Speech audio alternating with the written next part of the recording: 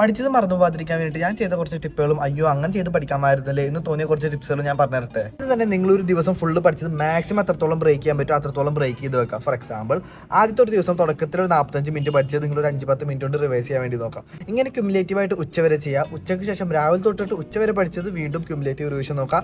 എന്നിട്ട് ഈ same process തന്നെ ഉച്ചയ്ക്ക് ശേഷം നൈറ്റ് വരെ കണ്ടിന്യൂ ചെയ്യുക.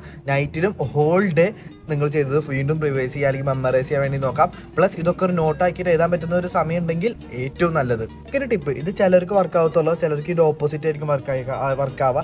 ഞാൻ പഠിച്ച സാധനങ്ങൾ ഞാൻ ഉറക്കെ വായിച്ച് പഠിക്കുമായിരുന്നു. ഞാൻ പഠിച്ച സാധനങ്ങൾ നമ്മളിങ്ങനെ ഉറക്കെ ഇങ്ങനെ ആക്ഷൻ കൊണ്ട് ഇങ്ങനെ വായിച്ച് പഠിക്കുമായിരുന്നു. ജസ്റ്റ് ഇരുന്ന് പഠിക്കാതെ നടന്നിട്ട് തന്നെ ഞാൻ വായിച്ച് പഠിക്കുമായിരുന്നു. അപ്പോൾ എനിക്ക് ഇരുന്ന് പഠിക്കുന്നതിനേക്കാളും ഒന്നുകൂടി എനിക്ക് മെമ്മറിക്ക് കയറാൻ ഹെൽപ്ഫുൾ ആയിട്ട് തോന്നിയിട്ടുണ്ടായിരുന്നു. മാത്രമല്ല എനിക്ക് ഇരുന്ന് പഠിക്കുമ്പോൾ ഒരു കംഫർട്ട് കൊണ്ട് വരുന്ന മടി, ഉറക്കം, ക്ഷീണം അതൊക്കെ നടന്ന് പഠിക്കുമ്പോൾ അതൊക്കെ ഇല്ലാതാക്കാൻ എന്നെ ഹെൽപ്പ് ചെയ്തിട്ടുണ്ടായിരുന്നു. ലാസ്റ്റ് ടിപ്പ് എന്ന് പറഞ്ഞു കഴിഞ്ഞാൽ നിങ്ങൾ പഠിച്ച സാധനം നിങ്ങളൊരു സ്റ്റുഡൻ്റ് ആണെങ്കിൽ പോലും നിങ്ങളൊരു ടീച്ചറായിട്ട് ആക്ട് ചെയ്ത് പഠിക്കുക. ഫോർ എക്സാമ്പിൾ നിങ്ങളിപ്പോൾ ഒരു ടോപ്പിക്ക് പഠിച്ചു കഴിഞ്ഞാൽ നിങ്ങളൊരു ചെറിയ കുട്ടിക്ക് പഠനം കൊടുക്കണ പോലെ ഇതിങ്ങനെയാണ് വരുന്നത്, ഇതിങ്ങനെ വന്നുകൊണ്ടാണ് ഇതിങ്ങനെ വരുന്നത്, അതുകൊണ്ടാണ് ഇതിങ്ങനെ വന്നത്, ഇപ്പോൾ മനസ്സിലായില്ലേ? അങ്ങനെ ഫൂളിഷായിട്ട് ആക്ട് ചെയ്തിട്ട് തന്നെ പറയാം. ലൈക്ക് ഒറ്റക്കാണെന്നുണ്ടെങ്കിൽ ചുറ്റും ആൾക്കാരുണ്ടെങ്കിൽ ഇങ്ങനെ ചെയ്യരുത്, ആൾക്കാർ ഒട്ട വിചാരിക്കും. ഓക്കെ, ഇപ്പോൾ കുട്ടിയില്ലെങ്കിൽ പോലും മനസ്സിൽ നമുക്ക് ഇഷ്ടമാതിരി സങ്കല്പിച്ച് ചെയ്യാൻ പറ്റൂല. നമ്മൾ എന്തൊക്കെ കാര്യങ്ങൾ സങ്കല്പിക്കേണ്ടത്. For me it was working. Like നമുക്ക് ഒരു ഇമാജിനറി ടീച്ചിങ് എന്നൊക്കെ വേണമെങ്കിൽ പറയാം. നിങ്ങൾക്കും അത് വർക്ക് ചെയ്യുമെന്ന് വിചാരിക്കുന്നു. ട്രൈ ചെയ്ത് നോക്കാം.